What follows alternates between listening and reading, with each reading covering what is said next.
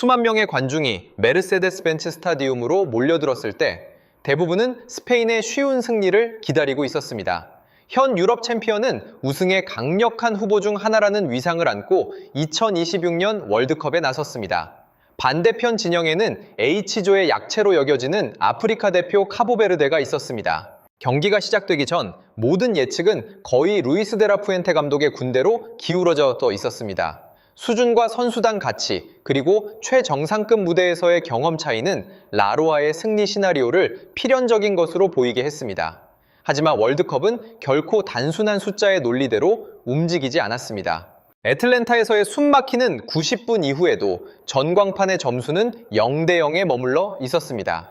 전문가들에게는 충격적인 결과였지만 지구상 가장 큰 축구 축제의 예측, 불가능한 아름다움을 완벽하게 증명하는 것이기도 했습니다.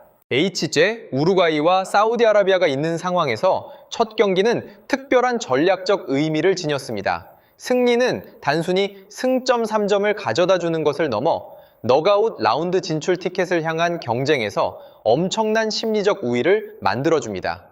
그렇기 때문에 이 무승부는 두 팀이 점수를 나누어 가진 것 이상의 의미를 지닙니다. 첫 경기부터 조별리그의 판도를 완전히 뒤집어 놓은 것입니다. 시작 호각이 울린 직후 스페인은 10년 넘게 그들의 정체성이 된 익숙한 축구를 빠르게 전개했습니다. 그들은 압도적인 공 점유율을 바탕으로 진영을 끌어올렸고 매우 체계적으로 조직된 카운터 프레싱 시스템으로 상대의 경기 공간을 질식시켰습니다. 루이스 데라 푸엔테 감독의 사이리산 포메이션은 로드리를 중심축으로 가동되었습니다. 미드필더 진영의 가장 낮은 곳에서 뛰는 그는 경기 속도를 조절하고 공을 순환시키며 전술적 균형을 보장하는 역할을 맡았습니다. 그의 위에서는 페드리와 파비안 루이스가 카보베르데 수비진의 빈 공간을 찾기 위해 수비선 사이를 끊임없이 움직였습니다. 하지만 바로 여기서 이 경기에서 가장 흥미로운 전술적 이야기가 시작됩니다. 스페인이 주도적인 볼 점유파를 대표한다면 카보베르데는 완전히 정반대의 그림을 선보였습니다. 부비스타 감독은 매우 낮게 내려선 수비 블록을 갖춘 4-2-3-1 포메이션을 선택하여 중앙 공간을 최대한 좁히고 스페인이 덜 위험한 구역에서만 공을 돌리도록 강제했습니다. 그것은 아름다운 축구가 아니었습니다.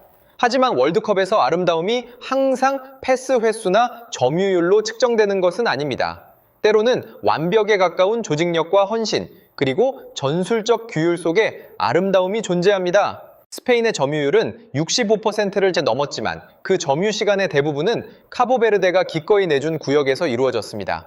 공을 잃었을 때 아프리카 대표팀은 즉시 대형을 좁혀 수비선 사이의 간격이 극도로 좁은 로우 블록을 형성했습니다.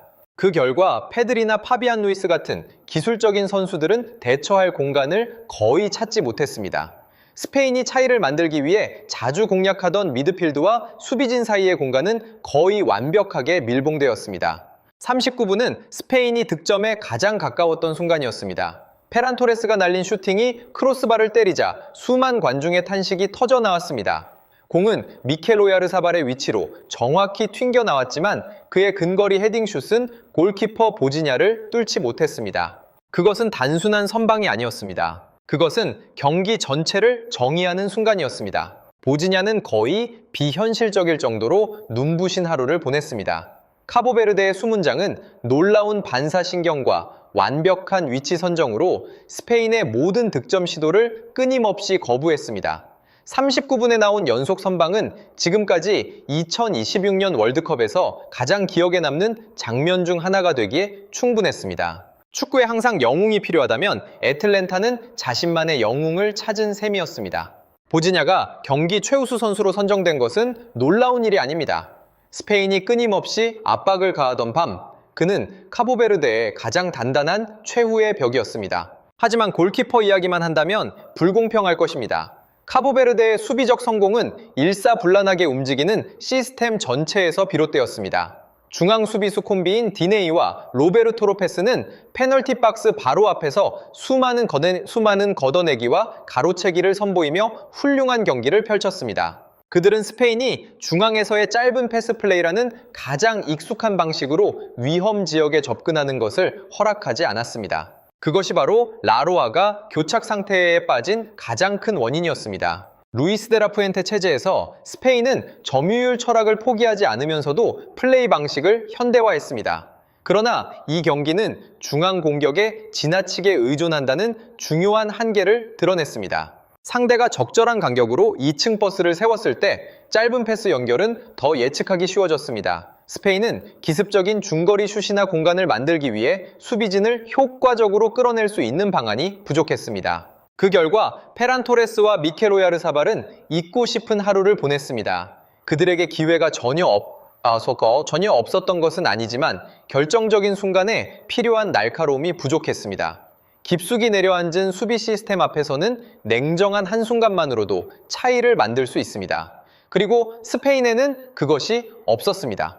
후반전에 접어들며 루이스 데라푸엔테는 벤치에서 해답을 찾기 시작했습니다. 70분, 그는 창의성과 돌파력을 강화하기 위해 미켈 메리노와 라민 야말을 투입했습니다. 10분 뒤에는 다니 올모가 선 사이에서 변수를 창출할 카드로 활용되었습니다. 86분에는 측면에서의 속도와 드리블 상황을 기대하며 니코 윌리엄스가 등장했습니다. 이러한 변화들은 중앙 공격에서 경기장의 폭을 활용하는 쪽으로 방향을 바꾸겠다는 전술적 의도를 명확히 보여주었습니다. 하지만 카보베르데의 반응도 그에 못지않게 빨랐습니다. 60분, 부비스타 감독은 윌리 세메두, 누누 다 코스타, 데로이 두아르테를 한꺼번에 투입하며 3명의 선수를 교체했습니다.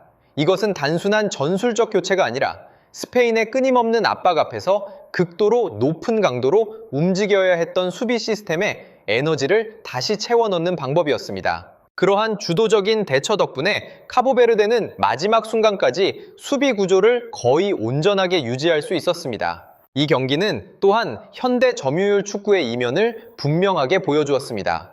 공을 많이 소유한다고 해서 찬더해서 충분한 위협을 만들어내는 것은 아닙니다. 결정적인 지역에서의 효율성이 동반되지 않는다면 통계 수치는 때로 착각을 불러일으킬 수 있습니다. 경기 내내 카보베르데는 공 점유율을 내어주고 공수 전환에 집중했습니다. 공을 되찾을 때마다 그들은 역습 속도를 활용하기 위해 라이언 멘데스나 다일론 리브라멘토를 향해 즉각적으로 긴 패스를 찔러 넣었습니다. 비록 위험한 기회를 많이 만들어내지는 못했지만 그 전술은 스페인이 경계심을 유지하고 공격에 모든 병력을 쏟아붓지 못하게 만들기에 충분했습니다. 경기의 긴장감은 경고 상황에서도 드러났습니다. 시드니 로페스 카브랄은 격렬한 압박 플레이로 15분이라는 이른 시간에 경고를 받았습니다.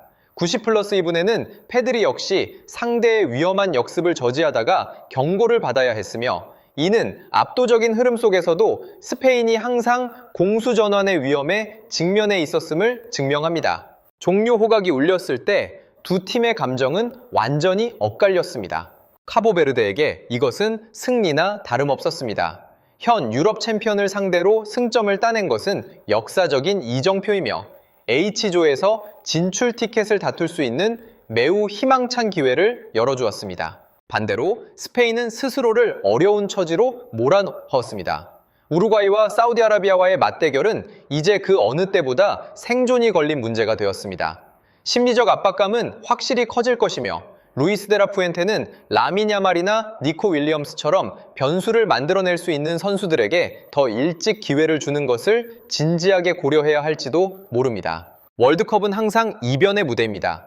그리고 때로는 가장 큰 이변이 극적인 승리가 아니라 모든 예측에 감히 도전하는 팀들의 끈기에서 비롯되기도 합니다. 스페인은 지지 않았지만 H조 경쟁에서 귀중한 우위를 이뤘습니다. 카보베르데는 득점하지 못했지만 전 세계 축구계의 존중을 얻어냈습니다.